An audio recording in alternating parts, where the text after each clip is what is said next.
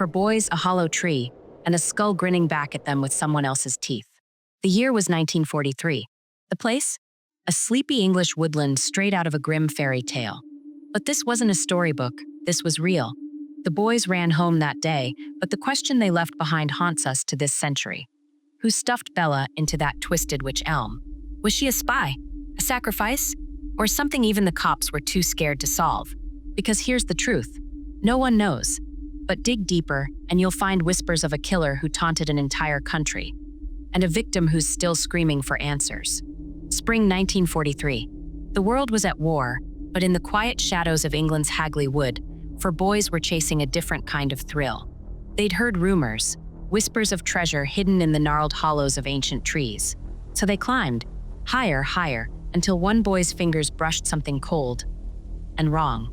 Not rusted coins, not a soldier's lost trinket, human hair. They scrambled back, clutching a skull caked in decades of rot. Its jaw hung slack, stuffed with a secret, teeth that didn't belong to her. And as the boys fled, they left behind more than just bones. They left a mystery that would outlive them all. Years later, when the tree's bark began to bleed words, who put Bella in the WICHELM? Scrawled across bridges, barns, and alleyways, the question became a ghost. A riddle without an answer. A scream frozen in time. Was Bella her real name? We don't know. Was her killer ever caught? Not even close. But buried in the dirt, the archives, and the lies, there's a story darker than the hollow of that tree. And it starts with a woman the world forgot, until four boys dared to reach into the dark. Let's start with the facts. Cold, hard, and strange. When the police finally pried Bella's skeleton from the gnarled fingers of the witch elm, they weren't just dealing with a body. They were staring at a puzzle, one where every piece seemed designed to confuse. First, the basics. Forensic experts in 1943 estimated she was a woman in her mid-30s. Petite, just 5 feet tall. She'd been dead for at least 18 months, which meant she was dumped in that tree around autumn of 1941. But here's where things get uncomfortable. Her left hand had been severed, clean off, not by animals, by a blade, and tucked inside her rib cage, pressed against bones like a macabre love letter, was a scrap of taffeta fabric. Faded, torn, once maybe part of a dress. But the detail that made even seasoned detectives queasy? Her mouth, or rather, what was inside it. You see, Bella's skull had teeth, but they weren't hers. Someone had pried out her original set and crammed in another person's. A jigsaw of enamel and roots forced into her jaw. Why? To make identification impossible? To mock her? Or was it a signature? Let's break this down. Removing teeth takes time, effort, ruthlessness. It's not something you do in a panic. This was calculated, cold. And that taffeta, why stuff it inside her ribs? Was it a token? A trophy? Or was the killer trying to reconstruct her, like some twisted doll? The police hit dead ends fast. No missing persons reports matched her description. No locals recognized the taffeta pattern. Even her clothes, what little remained, were generic. A cheap wool coat, a faded skirt, nothing to trace. But here's the kicker. Wartime Britain was a graveyard of records. Bombs had reduced entire cities to ash, and with them, countless identities. Bella could have been a refugee, a spy, a runaway, or someone who'd simply fallen through the cracks. Then there's the hand, or lack of it. Severed hands aren't just about violence, they're about symbolism. In some cultures, it's punishment for theft.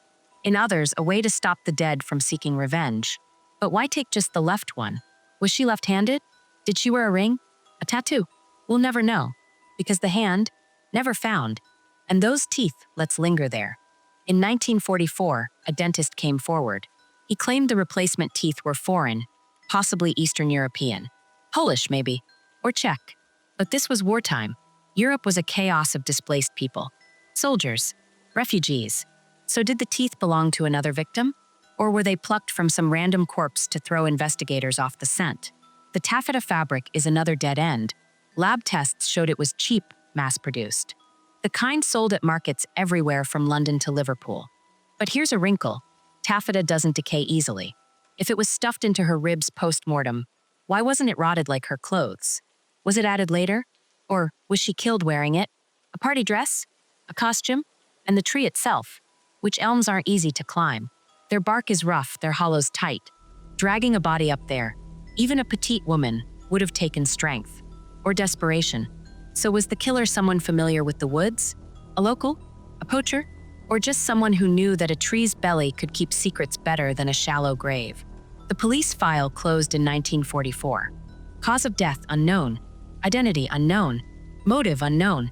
But here's what they did confirm. Bella was likely murdered elsewhere. No blood in the tree. No signs of struggle. She was placed there, curled up like a sleeping child, long after death. A hidden thing. A shameful thing. So what do we really know? A woman vanished. A killer worked hard to make sure she stayed vanished. And a handful of clues, a scrap of fabric, stolen teeth, a missing hand, whisper that this wasn't random. This was hate. Or fear. Or both. But hate for what? Fear of whom? Maybe Bella knew something. Maybe she saw something. Or maybe she was something that couldn't be allowed to exist. Whatever the truth, her bones refused to talk. But they don't have to. Because the real question isn't just who Bella was, it's who wanted her erased. And why they're still hiding in the shadows 80 years later. Bella's story isn't just a crime, it's a Rorschach test. Stare at the clues long enough, and you'll see whatever you're afraid of. Conspiracies, ghosts, monsters in the dark. So let's walk through the 3 biggest theories. Some are logical. Some are, well, let's just say you'll want to keep the lights on. Theory 1, Bella the Spy, 1941. The world's at war. Hitler's bombers are raining fire on London. And in the shadows, spies are crawling through Europe like rats. So here's the pitch. What if Bella wasn't a victim, but a traitor? Rumors swirled for decades. Locals whispered that Hagley Wood was a meeting spot for double agents. A place to swap secrets, or silence loose ends. The story goes like this. Bella was a Nazi informant. Maybe Dutch. Maybe German. She'd been lured to the woods by a British spy pretending to be her ally. But instead of cash or codes, she got a knife to the throat. Why the tree? To send a message. To humiliate her. Or maybe because dumping a spy in a ditch was too ordinary. But here's the kicker. MI5's files on wartime espionage in the Midlands? Still classified. Locked away until 2045. Coincidence? Or proof that someone's still hiding the truth? But wait, there's a hole in this theory. If Bella was a spy, why no diplomatic panic? No secret memos? No coded pleas in the newspapers? Unless she wasn't important enough to save. Just another pawn tossed off the board. A ghost in a game of ghosts. Theory 2. The Witch of Hagley. Now let's talk about the tree. The wych elm. For centuries, locals feared it. They said it was cursed. A hanging tree where witches were executed in the 1600s. A place to dump women who hexed crops or charmed married men. So here's theory 2. Bella was murdered because someone thought she was a witch. Maybe she was a herbalist, a midwife, or just a woman who didn't fit in. The severed hand? Classic witch lore. They used to chop off the guilty hand of accused witches before burning them. The foreign teeth? A way to stop her from biting her way back from the grave. And the taffeta? Could have been part of a ritual shroud. But here's the problem. This wasn't the 1600s. This was 1941. Tractors rumbled through farms. Radios played Churchill's speeches. Witch panics were supposed to be ancient history. Unless old fears don't die, they just get quieter, nastier. And get this. In the 1950s, an elderly woman told a reporter she'd seen shadowy figures circling the tree the night Bella was dumped there. They were chanting, she said, like a prayer, or a curse. She refused to give her name. 2 weeks later, she vanished. Local gossip said she moved away, but her house stayed empty, dusty, as if no one ever lived there at all. Theory 3. The vanishing circus queen, now for the wild card. The theory that's too strange not to be true. In 1941, the same year Bella was killed, a traveling circus rolled into the Midlands. Acrobats, fire eaters, and a star performer named Bella, a woman who could bend like a snake and hang upside down from a rope without blinking. But midway through the tour, she disappeared. The circus owner reported her missing. The police shrugged. She's a grown woman, they said. She'll turn up. But what if she did? Just not alive. Think about it. The taffeta found in Bella's ribs? Circus costumes were made of the stuff, cheap, shiny, durable. The severed hand? Maybe she wore a glittering ring during her act. Something worth stealing. Or maybe her killer wanted to punish the hand that held the rope, swung the trapeze, entranced the crowd. And those teeth. Here's a macabre detail. Circus performers often had terrible dental health. Sugar-coated snacks, no insurance, no dentists on the road. If Bella's teeth were rotten, maybe the killer replaced them out of guilt? shame, or to make her perfect in death. But the clincher? In 1968, a retired clown from the troupe drunkenly told a pub crowd, "We all knew what happened to Bella, but the show had to go on." When pressed, he clammed up. 3 days later, he was found dead in his flat. Natural causes, they said. His mouth, filled with pennies, a circus tradition to pay the ferryman for dead performers. Or a warning to keep quiet. The biggest question, 3 theories. 3 nightmares. But here's what keeps historians up at night. All of these could be true. Bella could have been a spy and a circus performer, a witch and a casualty of war. Because in the chaos of 1941, identities were fluid. Lies were currency. And a woman like Bella? She could have been anyone. Or everyone. But that's the problem with shadows. The harder you stare, the less you see. Maybe Bella's killer wanted it that way.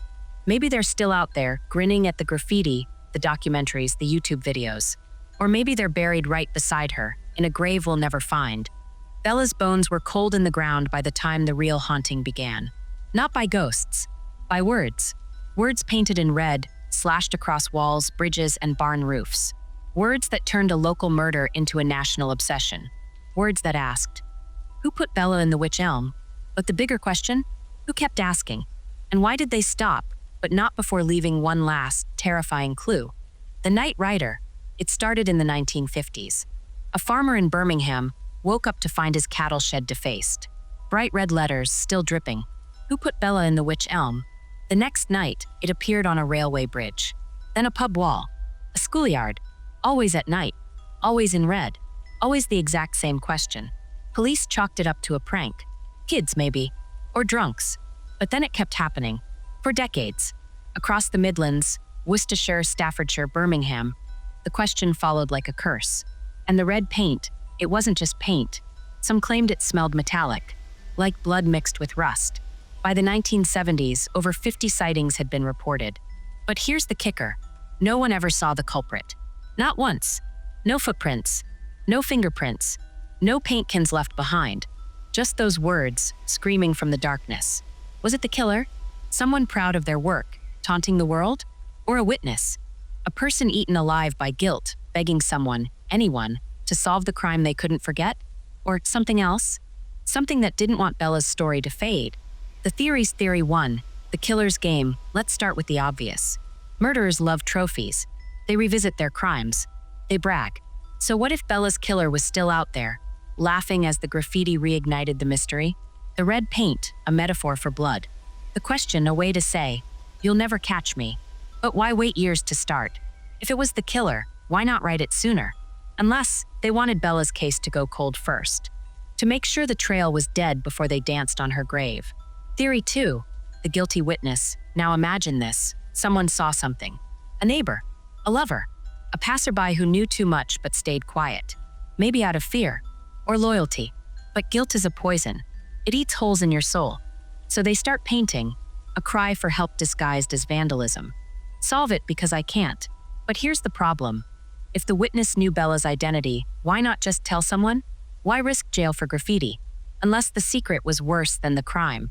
Unless speaking up meant signing their own death warrant. Theory 3, the copycat. Then there's the bleakest possibility. The graffiti had nothing to do with Bella. Just a bored psychopath piggybacking on her fame. A sick joke. A way to feel powerful. But copycats crave attention. They want credit. This phantom never took it. Never added a smiley face. A signature. Just the same 6 words over and over. Like a mantra. Or a spell. The final message, then, in 1999, it stopped. No grand finale. No arrests. Just silence. The last message appeared on a crumbling stone wall near Hagley Wood. Same red paint. Same question. But beneath it, scrawled in jagged letters, was a new sentence. Bella knows. Let that sink in. Bella knows. Not I know. Not we know. Bella knows. As if her ghost was answering. As if the writer wasn't human anymore. The police tore down the wall within hours. Too late. Photos leaked. Newspapers called it a hoax. But the locals? They avoided that road after dark. Some still do. Because here's the thing. The graffiti never returned. No more questions. No more red paint. Just those 2 words hanging in the air like a threat. Was it a confession? A warning? Or a final joke from a dying culprit? We'll never know. But ask anyone in Hagley, and they'll tell you. The phantom didn't stop writing. They just changed mediums. Because to this day, if you walk through Hagley Wood at midnight, some say you'll hear it, a faint scratching against bark, a whisper in the wind. Who put Bella in the witch elm? And if you're brave enough to answer, don't. Because the next voice you hear might not be yours. The unsaid truth, graffiti is rebellion. It's art. It's anger. But this was different. This was a conversation with the dead, a decades-long scream into a void, and the void screamed back. Maybe the phantom's identity doesn't matter.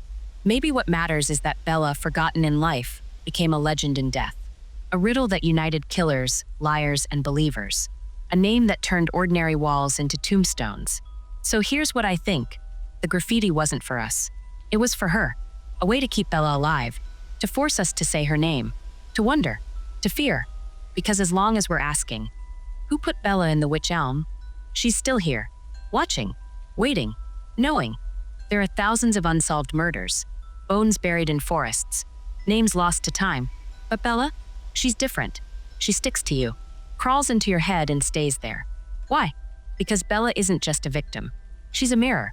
Hold her story up to the light, and you'll see us, our obsessions, our fears, our desperate need to solve what can't be solved. The lure of the unknown, let's be honest. We don't want all mysteries solved. Some truths are too ugly, too real. Bella's case? It's a blank canvas. We can paint her as a spy, a witch, a tragic performer, whatever lets us sleep at night. But what if the truth is worse? What if she was just ordinary? A woman killed by a husband, a neighbor, a stranger? No conspiracies. No curses. Just violence, stupid and random. That's scarier than any ghost. Because it means it could happen to anyone. Even you. The timelessness of war, 1941 wasn't just the year Bella died. It was the peak of the Blitz. Cities burning. Families torn apart. Soldiers leaving and never coming home. In that chaos, a single woman's death was a footnote. But maybe that's why we cling to her. She's a relic of a time when the world was already so dark, one more shadow didn't matter. Except it did. To her. Bella's story forces us to ask, how many others were forgotten? How many Bellas are buried under bomb sites or sunk in rivers? She's not just a victim. She's a symbol. A reminder that war doesn't just kill soldiers. It devours the nameless, the quiet, the ones who don't fit into the story we tell ourselves about heroes and villains. The folklore factory. Humans are storytelling animals. We turn blood into legend, trauma into myth. Bella's murder had all the ingredients: a cursed tree, a severed hand, a phantom graffiti artist. It's a fairy tale gone wrong, a brother's grim nightmare with a World War II filter. But here's the thing, folklore doesn't need truth. It needs feeling, and Bella makes us feel. The chill of the woods, the weight of the question, the itch of knowing we'll never really know. That's why every few years, a new expert pops up claiming they've cracked the case. A retired detective, a hobbyist genealogist, a psychic with a TikTok account. They wave photos, diaries, classified docs. And then, silence. The evidence evaporates. The leads die. It's not because they're lying. It's because Bella's power isn't in the truth. It's in the maybe. The maybe lets us hope, and fear, and keep digging. The ghost in the machine, Bella's real name isn't Bella. We know that. The graffiti writer coined it, turned her into a character, a brand. But names have power. Bella means beautiful. Ironic, isn't it? A woman reduced to bones, made beautiful in death. A martyr for our curiosity. Think about it. We've given her a name, a story, a grave. But we still haven't given her justice. Maybe we can't, or won't, because solving her murder would end the game. And we need this game. We need to believe that somewhere in a dusty archive or a dementia-addled confession, the answer's waiting. It gives us purpose, a villain to catch, a secret to crack. But Hagley Wood doesn't care. Trees grow. Rot sets in. The plaque with her name? It's not for her. It's for us. A placeholder for our guilt. A headstone for the truth we'll never bury. The echo of Bella go online. Right now. You'll find forums, subreddits, documentaries dissecting Bella's case. Armchair detectives trading theories. Artists painting her face, a face they've never seen. We've turned her into a meme, a muse, a cottage industry of mystery. But strip it all away and what's left? A woman, dead, alone. That's why this case haunts us. Not because of the killer, or the spies, or the phantom graffiti. Because Bella is everyone. The parts of ourselves we lose. The secrets we take to the grave. The fear that one day we'll be the skull in the tree, nameless, storyless, left to the mercy of strangers' imaginations. So we keep asking, we keep writing her name, not for her, for us, to pretend we're closer to the truth than we are, to pretend the unknown isn't a void, but a puzzle we'll solve tomorrow. The last question, the next time you hear someone say, "Who put Bella in the witch elm?" Don't laugh, don't shrug, listen, because that question isn't about Bella anymore. It's about you. What do you believe? What do you fear? And what will you do when the answers aren't enough? Hagleywood keeps its secrets. Bella keeps her name. And we keep chasing shadows. Because sometimes the mystery is all we have left. The tree that never left, 80 years have passed since those boys found her. The witch elm is gone now. Rot ate through its heart. Storms split its trunk. Time did the rest. But walk into Hagleywood today, and you'll still feel it, the weight of that hollow. The absence where the tree once stood. Because some secrets don't die with the witnesses. They root, they grow, and they outlive us all. The plaque in the silence where the witch elm once loomed, there's a plaque now. Small, unremarkable, the kind you'd miss if you weren't looking. No dates, no flowers, just 3 words carved into weathered metal. Remember Bella here. But remember what? A name that wasn't hers? A face we've never seen? Or the simple, awful fact that someone wanted her erased so badly, they stuffed another woman's teeth into her skull and left her to rot in a tree? People still visit. They leave trinkets, coins, ribbons, handwritten notes. Most just stare. Some cry. Others laugh nervously, like the woods are playing a trick on them. But nobody stays long, because Hagleywood doesn't feel empty. It feels watched, as if Bella's still here, clinging to the branches, waiting for someone to say her real name. The theories we carry, over the years, I've heard hundreds of theories. Wild ones, plausible ones, ones that'd make a detective blush. Maybe you've got one too. Maybe you think Bella was a spy betrayed by her lover, a witch punished for a crime she didn't commit, a circus performer who fell too far, or just a woman, a mother, a sister, someone who trusted the wrong person on the wrong night. But here's the truth, it doesn't matter what I think. This isn't my story, it's yours. Every time you whisper her name, every time you argue in the comments, every time you lie awake wondering who put her in that tree, you keep her alive. And maybe that's the point. Bella's not in the ground. She's in the questions. The ones we ask. The ones we're too scared to answer. She's in the graffiti that vanished, the MI5 files we'll never read, the circus tents that folded long ago. She's in the way your skin prickles when you walk alone at night. The way you glance over your shoulder, just once, to make sure the shadows aren't following. The invitation and the warning. So tell me, who do you think put Bella in the witch elm? A jealous lover? A Nazi spy? A phantom who's still out there, painting red words on walls? Or something older? Something that lives in the woods and feeds on secrets? Drop your theory below. Not for me. For her. For the woman who became a riddle. The victim who became a legend. The tree that's gone but won't let go. And if you're feeling brave, share this story. Text it to the friend who loves true crime. Email it to the coworker who's always reading conspiracy forums. Because mysteries like this, they don't survive on answers. They survive on us, on our obsession, our dread, our need to believe that somewhere in the chaos of history there's a pattern, a reason, a villain we can blame. Just do me one favor. If you ever visit Hagleywood, stand by that plaque, listen to the wind, and ask yourself, what if Bella doesn't want to be remembered? What if she wants to be found? The last whisper, the woods are quiet now. The boys who found her are old men or gone. The killer? Dust.